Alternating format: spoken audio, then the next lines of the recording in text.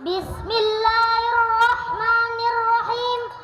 Assalamualaikum warahmatullahi wabarakatuh. Kamu harus senang ya maksarul muslimin. Allah sekarang buka pintu langit yang sebelumnya nggak pernah dibuka. Dan Allah yubahi bikum malaikatah. Dan Allah membanggakan kamu kepada para malaikat. Kenapa? Umatnya Muhammad, umatnya Rasulullah Muhammad SAW, itu kalau sampean kepengen mati setiap saat itu baik, itu resepnya gampang kata Nabi. Addu faridotan wantadzoru ukhra. Jadi Allah memberitahu, ya Muhammad, umatmu ini luar biasa. Jadi misalnya tadi kita sholat subuh, ditanya, Bahak kamu sekarang ngapain? Nunggu sholat duhur ya. Setelah sholat duhur ditanya lagi nunggu apa asar. Sehingga faman kanat hijratuhu ila Allah wa rasulih fa hijratuhu ila Allah. Jadi kalau ya sudah ini tak ijazahkan. Kalau setelah sholat subuh nunggu apa? Duhur. Setelah duhur nunggu. Sehingga ketika kita mati itu statusnya penunggu sholat. Tapi kamu kan enggak miskin. Kenapa? Penunggu kaya. Ya itu enggak masuk surga itu. Penunggu kemapanan. Berarti kan menunggu sesuatu yang seleranya nafsu. Beda kalau penunggu sholat. Berarti kamu di dunia menunggu ritual ibadah. Maka di antara ijazahnya Nabi apa? Addu faridotan wantadzoru ukhra. Melakukan satu fardu. Kemudian kita menunggu tugas berikutnya. Jadi niati saja setelah subuh nunggu apa? Duhur. Setelah duhur, meskipun kita di perapatan, apa? Nunggu asar. Ya. Tapi ya asar betul, jangan nunggu tok pas asar enggak. Jadi sebetulnya umat ini gampang sekali. Jadi di antara kebanggaan Allah, yubahi itu Allah bangga dengan malaikatnya adalah umat ini adalah addu faridotan wantadzoru ukhra, melakukan satu fardu kemudian menunggu fardu yang lain. Dari mengkhidmati kampus, ingin mengkhidmati masyarakat, dari satu masyarakat lokal Semarang menjadi sampai sekarang sampai Banjarmasin, Unisula mau bikin kampus di sana terus gitu. Dari satu tugas ke tugas yang lain. Makanya Islam diajarkan setelah satu tugas selesai, faida faruh tafan so. Jadi sehingga hidup kita itu dinamis. Dari satu kebaikan menunggu kebaikan lain, dari satu kebaikan menunggu. Sehingga hidup kita ngapain? Nunggu satu kebaikan. Ini sudah masuk faman kanat hijratuhu ila Allah wa rasulih fa hijratuhu ila Allah wa rasulih. Sehingga bayangkan kalau kita direkam Allah, Gusti kula ampun mati nak jaring sugih. Wis melarat puluhan tahun, sakit, nunggu sesuatu sing sifatnya nafsu, kok pengen sugih. Sugih tok jak cukup. Tahu buruh wong sing tahu ngenyek ndekne lho, itu kan urung-urung wis dendam. Saya belum mau mati sebelum kaya dan buruhkan orang yang pernah melecehkan saya. Wis ngono akhirnya mati urung sugih. Berarti wis fakir matine hasud. Mau itu ngenes dunia akhirat kan kira-kira seperti itu. Kamu santai aja kalau fakir berarti meringankan hisab karena ada banyak harta. Yang mau dihisab papanya enggak punya apa-apa. Jadi saya mohon sekali ya, Islam itu mengawal kebahagiaan.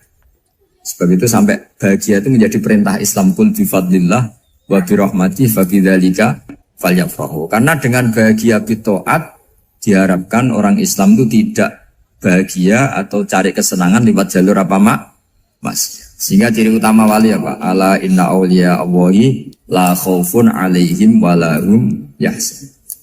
Sehingga ulama dulu itu rileks-rileksnya. Termasuk yang saya ceritakan tadi, Imam Ahmad, Imam Syafi'i, itu melihat apa saja rileks. Ya tadi kalau disenangi orang ya barokah, punya kawan kebaikan. Nak dineng ya barokah dineng di gedingi tonggo rada utang, ngeranjuk tulung gitu. Jadi rileks saja. Masyhur itu Imam Syafi'i ngendikan waman asaa ilaika faqat atlakoka. Orang yang berbuat buruk sama kamu, hakikatnya adalah membebaskan kamu. Atlako itu apa? Membebaskan. Enak gak jadi hidup itu? Kalau kamu kan enggak, kok gedeng aku salahku apa? Malah kamu ujub tuh, orang kok gak tahu salahnya. Kamu jadi suami, istrinya ngomel, kurang apa saya sebagai suami? Ya kurang banyak, enggak ganteng, enggak kaya, ada ini. Malah kalau diterangkan malah parah toh. Ya sudah rileks saja, kalau dia ngomel ya tadi, alhamdulillah dapat pahala tanpa apa? Biaya. Terus ngomel kan butuh energi, paling yang tidak kuat 3 jam. Nanti juga berhenti apa? Terus ambil nilai positifnya, misalnya ngomel sama suaminya, bagus lah. Kalau ngomel sama tetangga malah kayak apa gitu aja udah. Jadi ulama dulu itu gampang sekali melihat melihat hidup. Rasulullah ya gitu, melihat hidup tuh gampang saja. Ketika tanya, ya Aisyah apa ada sarapan? Tidak ada ya Rasulullah, ya sudah saya tak puasa. Jadi enteng saja. Kadang-kadang beliau ingin puasa ya puasa sunat, ada sarapan nggak jadi puasa. Rileks. Nabi itu rileks. Kalau ngajari kebaikan juga rileks. Nah sekarang itu banyak orang yang karena mungkin kurang baca, Islam itu kayak menjadi aturan yang bengis, yang repot, yang mengekang. Itu tidak seperti itu. Yuridu wa bikumul yusra wala yuridu bikumul usra. Allah menghendaki agama ini mudah. Sehingga ada sahabat di Imami Mu'ad itu baca Baqarah. Sahabat ini pekerja petani, mufarokoh ditinggal. Ketika Mu'ad lapor, ya Rasulullah ini ada orang munafik, tengah-tengah sholat mufarokoh saya ditinggal. Yang disalahin itu tidak yang tinggal tapi Mu'ad. Afattanun anta ya Mu'ad, kami itu tukang fitnah. Masa ngimami petani pakai surat Baqarah? Jadi yang disalahkan ini imamnya. Kalau kamu jadi imam, sholatnya ya yang cepat. Makanya terus banyak orang kecepatan karena tadi. Jadi Nabi itu enteng sekali. Jadi apa ya, Nabi itu beda dengan yang kita bayangkan beda. Nabi pernah ngaji di masjid, kemudian ada tetangga lewat pakai cangkul ke kebun. Semua sahabat gerutu. Ini orang tidak benar, ada Nabi ngaji ditinggal saja ke kebun, tidak ikut ngaji. Jawabannya Nabi tidak, itu bagus, itu ikut sunnah saya. Kenapa ya Rasulullah? Dia kerjanya nyari halal. Dan untuk menghidupi keluarganya itu juga ajaran saya. Sehingga yang ngaji ya ajarannya Nabi, yang nggak ngaji karena kerja mencukupi keluarga juga ajarannya Nabi. Segampang ini. Oh, kalau kayaknya kamu kan, wes gak roh akhlak kan gitu. Nabi rileks saja Nabi. Sampai bisa lihat itu di Ihya, di bab Fadhailul Kasbi. Makanya ini penting sekali supaya orang itu berpikir Islam atau mendakwakan Islam itu berdasar sanad. Ya, yang mutasil yang pernah dilakukan Rasulullah SAW. Sesuatu yang dilarang Allah itu pasti madharat. Maka untuk melarang seseorang bergantung sama narkoba misalnya atau hal-hal yang bahaya pada fisik, itu satu tentu bagi ahlullah, tentu karena takut Allah. Tapi banyak masyarakat yang memang benar-benar bisa meninggalkan narkoba karena efek buruknya ganja. Bahwa itu mengakibatkan sakau, mengakibatkan tidak sadarkan diri, mengakibatkan kebangkrutan ekonomi macam-macam. Sehingga mereka benar-benar benci sama yang namanya narkoba. Jadi di antara manhajul Quran itu kalau mentakbih, memburuk-burukkan maksiat itu mesti dikritik innahu kana fahisyah. Innahu kana fahisyata wa maqta wa sa'a sabila. Innahu kana fahisyata wa sa'a sabila. Diulang beberapa kali.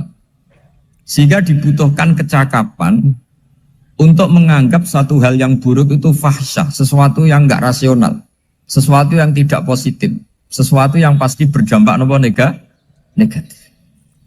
Sehingga kalau misalnya tadi dibacakan oleh Qori, kuntum khaira ummatin ukhrijat linnasi ta'muruna bil ma'ruf wa tanhauna 'anil munkar. Untuk berhenti dari kemungkaran itu satu takbihun litil kal munkar atau litil kal munkarat, bahwa munkarat itu kita cap, kita stigmasi bahwa itu buruk sekali. Seperti Nabi mengajarkan pemuda tadi, masa kamu suka ibu kamu digitukin lelaki lain, putri kamu, bule kamu, bude kamu, sehingga orang ini pikirannya termindset betapa buruknya zina. Sama seperti kita sukses memindset betapa buruknya narkoba, betapa buruknya bahan-bahan terlarang. Begitu juga seterusnya, terus pengkhianat dan sebagainya. Tapi problem manusia adalah dia itu akan mencari kebahagiaan atau kesenangan sesaat. Maka caranya gimana? Keinginan senang lewat maksiat ini dilawan dengan nyaman dengan taat. Saya ulang lagi, nyaman dengan taat. Sehingga ulama dulu punya kalimatul munajat, artinya kalimat hubungan pribadi sama Allah yang menjadikan orang itu nyaman. Dan ini yang diajarkan kitab-kitab tasawuf. Kitab tasawuf itu sukses mengajarkan melihat alam raya ini semuanya nyaman, termasuk yang mengecewakan. Itu dianggap nyaman. Saya berkali-kali ngajarkan ilmu ini karena ini musalsal ila Rasulillah SAW. Itu pernah suatu saat Imam Ahmad itu dipanggil sama tetangganya, anak muda. Tentu Imam Ahmad ini orang yang sangat soleh, sangat waroi, sangat tunduk sama perintahnya Allah dan Rasul.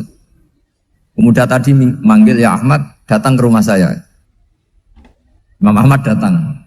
Setelah sampai ke pemuda tadi, sudah pulang lagi, saya tidak butuh kamu. Pulang lagi. Setelah sampai rumah dipanggil lagi, ya Ahmad, datang lagi. Datang lagi. Oh, saya tidak jadi butuh, pulang lagi. Sampai 3 kali. Dan itu perangai ekspresi Imam Ahmad itu atau ulama lain yang sesoleh beliau itu nyaman, indah. Beliau tetap senyum-senyum nyaman. Beliau tidak tersinggung, tidak terprovokasi, pokoknya tidak tersinggung, kelihatan nyaman. Lama-lama pemuda ini terus tanya, ya Ahmad, kamu saya perlakukan seperti ini kok tidak tersinggung? Kamu senyum-senyum saja, happy-happy saja. Jawabnya Imam Ahmad itu unik. Wahai pemuda, saya kamu panggil itu senang sekali.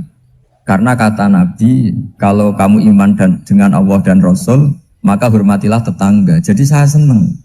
Karena nuruti perintah Allah untuk menghormati tetangga. Jadi tidak ada urusannya dengan kamu. Kagetnya kayak apa? Jadi dipanggil tetangga ya senang karena melakukan perintahnya Allah dan Rasul, yaitu ikramul jar, fal yukrim jarum. Disuruh pulang, kamu ingin saya pulang, ya saya pulang. Disuruh datang, ya saya datang. Jadi saya tidak tersinggung, saya tidak ada urusan dengan kamu. Urusan saya dengan Allah Subhanahu wa Ta'ala. Itu kalau bapak-bapak istrinya ngomel terus sabar itu ya bagus. Saya tidak punya urusan. Kalau kamu terprovokasi oleh istri, berarti kamu didikte oleh makhluk. Masa seorang rektor didikte makhluk? Kan tidak keren. Apalagi seorang Habib didikte makhluk, kan tidak keren. Yang bisa mendikte kita hanya Allah Subhanahu wa Ta'ala. Dan Allah mendikte kita, mengajarkan kita wa ashiruhunna bil ma'ruf fa in karihtunna fa asa an takrahu shay'an wa yaj'alallahu fi khairan katsira. Jadi cara melihat istri kita bawel gitu atau cerewet, alhamdulillah ini ada pahala tanpa modal, cukup sabar. Kalau istri kamu sedang mesra, malah mintanya ke mall, malah biayanya tinggi. Murah mana dapat pahala dimarahin sama saat mesra minta ke mall? Milih yang pertama kan? Nah ya itu tidak usah modal ini. Ya gitu aja. Jadi kalau istri sedang marah bawel, anggap saja ini rezeki. Dapat pahala tanpa apa? Biaya. Nah, kalau pas rukun malah nantang ke mall, biayanya malah tinggi. Jadi ulama dulu itu melihat dunia itu happy. Pernah Imam Syafi'i dikasih tahu, orang yang tadi nyium tangan kamu ya, itu di luar menghujat Anda. Jadi dia sopan hanya di depan Anda, kalau di luar menghujat Anda. Jawabnya Imam Syafi'i lucu. Ya baguslah. Yang cerita ini kaget. Kenapa bagus ya Aba Abdillah? Kalau manggil Imam Syafi'i ya Aba Abdillah. Ya berarti saya masih wibawa, di depan saya tidak berani katanya. Jadi dipandang enteng saja. Jadi kalau kamu di depan kamu istri kamu tidak berani belanja, tidak ada kamu belanja banyak, anggap saja Anda wibawa. Jadi enteng saja. Pernah Imam Syafi'i dikasih tahu, separuh dari kampung Anda itu gak suka kamu. Ya bagus lah. Kenapa? Oh nak rukun malah bakal utang katanya gitu. Kira-kira yang utang itu yang rukun apa yang neng-nengan? Yang rukun. Jadi enteng saja. Masyhur itu makalahnya Imam Syafi'i. Waman asa'a ilaika faqad atlaqaka. Orang yang berbuat buruk sama kamu berarti membebaskan kamu. Kalau saya sedang nenengan sama Habib Hasan Toha Putra, beliau naik Alphard gak nawarin saya sah karena baru nenengan. Tapi kalau sedang rukun malah harus repot mana? Rukun sama tidak rukun?